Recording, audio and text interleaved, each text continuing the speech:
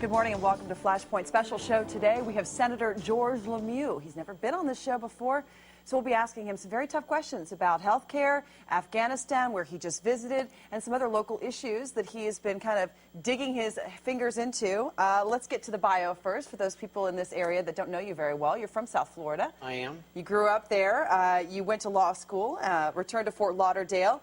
In 2000, you were elected chairman of the Broward County Republican Party. In 2003, you were asked by then Attorney General Charlie Crist to serve as Florida's Deputy Attorney General and Chief of Staff to the Attorney General's office, where you served more than 400 lawyers and 1,300 staff. As Deputy Attorney General, you appeared on behalf of the state of Florida in the United States Supreme Court, where he argued for and won a unanimous decision on a death penalty case. He served as the executive director of the Crist-Camp transition team and went to lead the executive office of the governor as the governor's chief of staff in 2007, and then was appointed, as we all well know, by the governor when Senator Martinez decided he did not want to finish his term. You serve on the Armed Services Committee and the Special Committee on Aging. They enable Senator LeMieux to play an integral role in the issues that face Florida today. As we know, we have lots of elderly population and lots of military here in town, and we're going to get to both of those issues starting right now.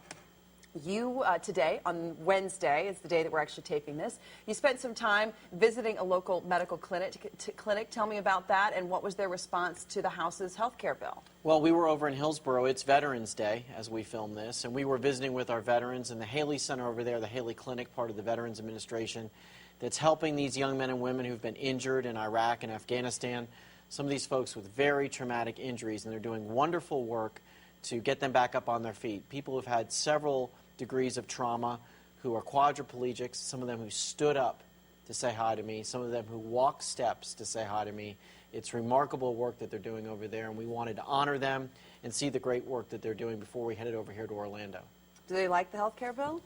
Well, I got a lot of interesting input about health care today. I also met with some business leaders in Tampa, going to meet with some business leaders here in Orlando this afternoon. And, you know, people want more health care. They want better access to health care, and they want health care to be less expensive.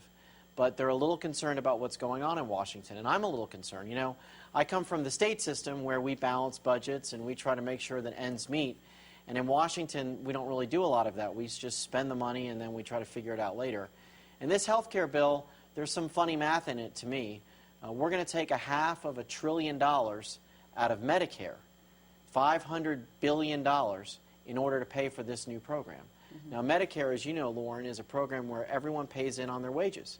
It's part of our wages, and seniors paid in their whole life, and then they expect and are entitled to get those health care benefits for the rest of their life. And that program is already in trouble. We're estimating that in 7 or 8 years, it's going to run a deficit. And this new program is going to take $500 billion out of it in order to start this new program, take it out of Medicare, and that gives me a lot of concerns. But people aren't going to lose their Medicare coverage. Well, yes and no. There's really two answers to that. One is you're not going to lose your Medicare, your regular Medicare coverage, but we've got a program in this state and across the country called Medicare Advantage, which started several years ago, and it's sort of a premium package Medicare product that seniors can opt into, and they get better services. The private insurance companies compete to be in this program, and they actually work to try to get customers. So they'll give seniors eyeglasses and hearing aids and better customer service. And we've got 915,000 Floridians who are in Medicare Advantage. And this program that's being proposed and passed in the House that we're going to deal with in the Senate takes about $135 billion out of Medicare Advantage. And my folks tell me that 2/3 of Floridians may lose Medicare Advantage or have it diminished. Here's the question I would have, though. Medicare Advantage, obviously really important to those seniors who need eyeglasses and hearing aids and those types of things. And you said, what, over 100 and something thousand people here in Florida? 915,000. 915,000. But you have 46 million Americans who are uninsured. Sure. So here's the question. There's got to be some give and take here.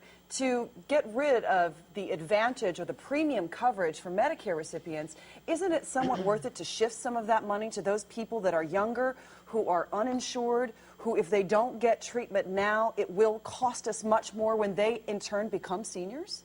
Well, I don't think we need to add by subtracting. And you know, government makes commitments to people like it has to seniors and to us as wage earners, and says you pay in, you're going to get something back out. And I think we should honor that. So before we start going on a new entitlement program where we're going to try to cover 47 million Americans or 4 million Floridians, because we have nearly 4 million Floridians who don't have insurance, I don't want to go over here and rob Peter to pay Paul. Let's look at the problem that we have. We've got two problems with health care in this country. One is it's too expensive, and we should work on that. And the second is there's not enough people who have health insurance, these 4 million some Floridians who don't. Let's work on that. This bill that's in the House right now is going to, estimated by the Congressional Budget Office, it's going to raise health care premiums for Americans. Why is it going to do that? Because there's nothing in it to bend the cost curve. You've heard this expression, bend the cost curve. How are we going to make health care? There's nothing in this bill that's actually going to lower the cost of doing medicine in this country. Not according to the estimates by the independent Congressional Budget Office. And that's the reason we were told, was half the reason we were doing this, was to lower the cost of health care. In the last 10 years, health care has increased 131%. So whatever we do, it should lower the cost. What's the Republican strategy for lowering the cost of health care? Well, there's several things we're talking about. And let me tell you specifically something that I've introduced. I think that we should take this in single steps. I don't think we should try to do everything at once. And I'm concerned about this sort of notion of comprehensive solution because government doesn't do comprehensive very well. But there's one thing I know that we can do, and Republicans and Democrats can agree about it, and we can save billions of dollars in health care cost. And that is go after waste, fraud, and abuse. I introduced my first bill in the Senate a couple weeks ago. It's Senate Bill 2128. And what it's focused on is trying to prevent fraud in Medicare and Medicaid before it starts. Are there no fraud components in this particular bill?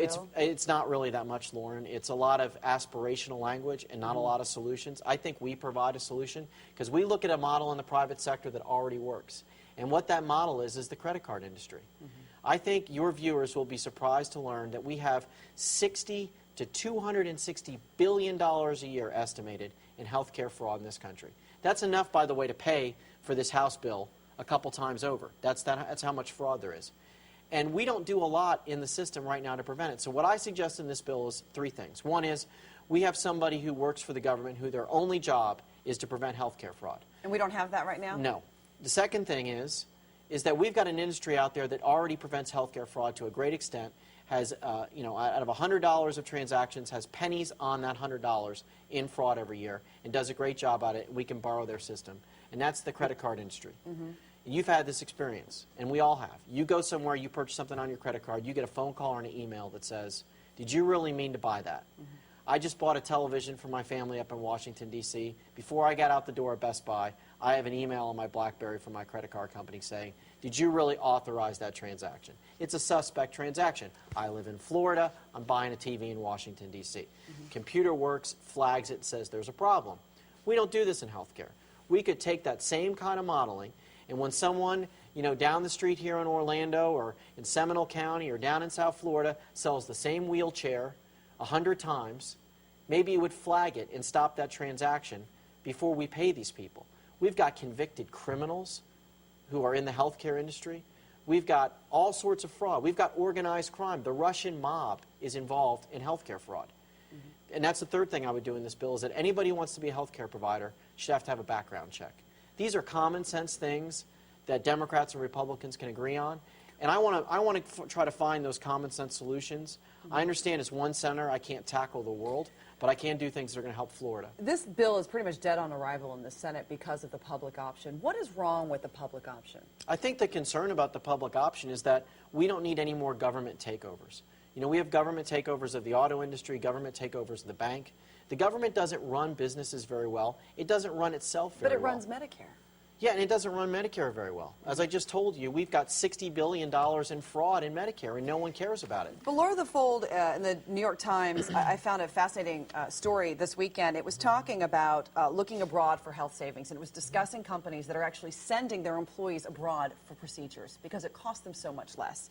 And it talked about the difference between a heart operation here would be $130,000, but in Singapore it would be $18,500, much less. Right. And so these companies are saying, you know what, we'll pay your deductible, we'll pay your travel expenses, because it will still cost us less as a company if you get on a plane and head to Singapore. Now, in this particular company that was mentioned, nobody actually went to Singapore. Right. But the local hospitals got wind of this possible program, and they then matched the Singapore cost. Good for them. That's an option that those people had. Now, here's my question. Isn't that the only way to actually force the cost down, is to give a competitor that can go much lower than the actual private companies? No, I wouldn't do that, because I don't want the government involved in this, because I think they're going to push everybody else outside the market, and then we're all going to be responsible through our tax dollars to subsidize this public option. I don't think it'll work. But do you really think that that would be our ultimate goal, to actually eliminate private providers? I find it hard to believe that even if you are what people call socialists, which I don't know that that's actually happening in this country, but I find it hard to believe that we would want to push all private providers out of the medical business. Well, I don't want to do that. Let me give you a better solution. That $130,000 for a procedure, that's a bogus number. Mm-hmm. We don't know what anything costs in healthcare in this country, because the insurance companies and everybody have gamed all these systems.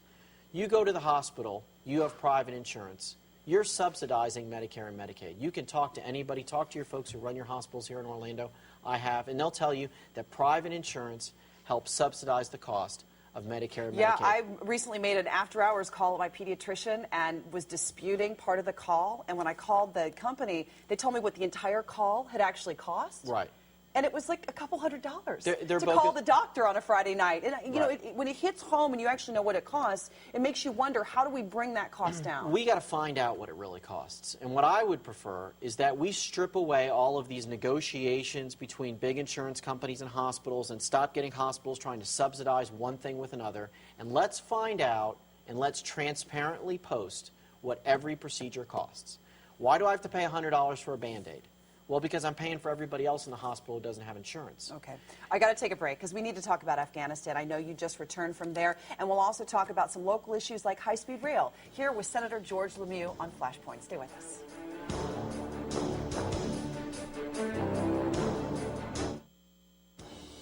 We are taping this particular Flashpoint on Veterans Day, so we first want to say that we are very grateful for all of our veterans out there and for all of the men and women who are serving our country. Many of them watch this show, and I appreciate your support, and we will always support you. And Senator, you went to Afghanistan recently. We actually have some pictures of you visiting with the troops there. What was your overall feeling leaving, and why did you go? Well, Lauren, I thought it was important for me to go as a new senator and find out how things are going on the ground. We have this big decision that the president is contemplating right now as to whether or not to send more troops. As you know, General McChrystal sent his report in a couple months ago saying that we need a new strategy, that the strategy we have is not working, and that we need more troops in order to implement this new counterinsurgency strategy, which is much like we did in the surge in Iraq.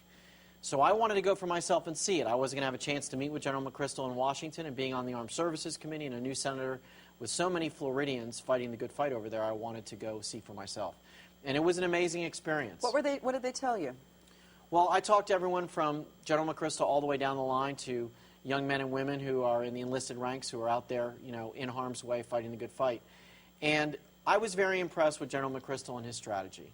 We've employed a strategy now there for 8 years, which has basically been go kill the bad guys and then move someplace else and go kill those bad guys and then come home or go back to the base.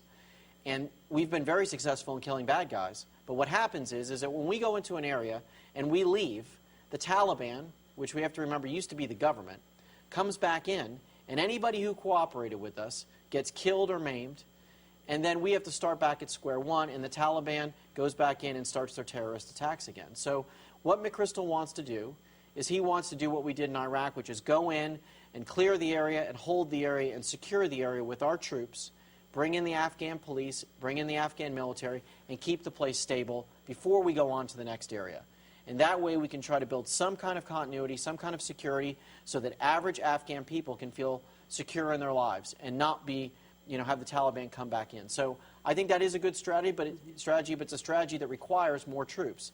We sent an extra 30,000 troops there starting in March, and the soldiers on the ground, the generals on the ground, the colonels on the ground tell me that that helped a lot. But I think we need to go with McChrystal's strategy. I hope the president makes that decision. Otherwise, I think we shouldn't be there. If we're going to do this sort of in a half measure, we're going to have young men and women dying without us having a strategy to succeed. But there are questions about whether we can succeed, that this can amount to pretty much a civil war there, and that we actually can't win in the end. What is your feeling about that? We can't afford not to? Well, I don't think we can afford not to. I mean, this was an area that was used to stage terrorist attacks against our country, the worst attack against our country since World War II. And we can't let Taliban and Al-Qaeda and the Haqqani network and all these other terrorist groups use Afghanistan as a base. And we are keeping these people on the run. I mean, we have pushed Al-Qaeda basically out of Afghanistan. They are now in that border region near Pakistan. I had a chance to go to the Torkham Gate, which is the border region and the entryway between Pakistan and Afghanistan, and see our military efforts there. We're cooperating with the Pakistanis. Finally, that government and that military is going after the bad guys in that border region. They have a big offensive right now. So efforts and energies are being made, progress is being made, and I just don't think we can walk away. But I want to be there, I want to be successful. Our young men and women like this new strategy. I talked to folks from Florida all the way down the line to privates, and they understand what General McChrystal is trying to accomplish. They want to do it, and they think we can do it. But you understand the president's reluctance in some ways, and also the reluctance of the American people. We've got two problems there. We've got corruption, and we've also got the fact that eventually we have to turn the country back over. And we've seen how difficult and expensive that has been in Iraq. Some people believe that Afghanistan is an even more challenging situation. These people are actually electing some of these oppressors back into power within their own country. Right. So how do we deal with the corruption? How do we deal with the fact that we can't turn over this country for quite a long time? And can we actually afford this war? Well, these are all very difficult decisions, and there's a balance to be had. It would be very nice if we could sort of pull back, shut our doors, and just stay here within the United States of America and worry about these problems across the ocean. But we learned on September 11th that these problems come and find us. And these radical Islamists, they want to destroy our way of life. And we can't let that happen. So, look, the example of what we can do in Afghanistan, and it is a very difficult place. I will tell you that when I got there, I felt like I was landing on the face of the moon. It is the most difficult area in geography than you could ever imagine. But we had success using this strategy in Iraq, which was equally a difficult place. And the surge worked. And I think we got to give General McChrystal his chance.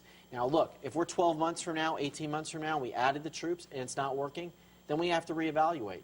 But I don't want to take a chance that these people who hate our way of life are going to have a base to attack our country. Let me ask you one more question. And this is not questioning, especially here on Veterans Day, this is not questioning General McChrystal's judgment. And he clearly is the one that everybody needs to listen to. He's there on the ground. But do military leaders ever opt to get out? Well, I think it's a great question. And you always have to, as a civilian leader, you know, evaluate that your military always wants to fight. That's what they're built to do. And they always believe they can win. And they should have that attitude because that's their job. And that has to be weighed in the balance. And if I were looking at this situation in the abstract and didn't have the benefit of the advantage of seeing what we did in Iraq, you know, those questions would enter my mind. And while I don't think that victory is anyway certain, we have a model for victory. And I would rather be on a path towards success. I'd rather give this general the extra troops that he needs, that he believes he needs to get the job done, and see where we are 12 to 18 months, than to keep the amount of troops that we have there now, some 60,000, and have them die and get injured and maimed in harm's way without a clear strategy for success. All right. When we come back with the senator, we'll be talking things like high-speed rail and what are his intentions after his term is up. Here on Flashpoint, stay with us.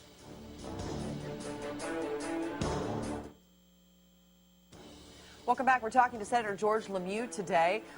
After the taping of this show, you're headed over to the pro-high-speed rail gang. All of the business and community leaders that are supporting high-speed rail. It got a resurrection recently because of the federal dollars that have been made available to our area to get it done.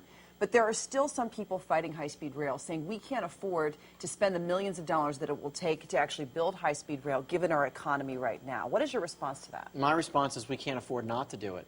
The federal government is a grant that we have a chance at, a very good chance, to get $2.5 billion to build high-speed rail between Orlando and Tampa, which to me I think will create a mega corridor which will connect the two urban areas and give great promise for the future of Central Florida region.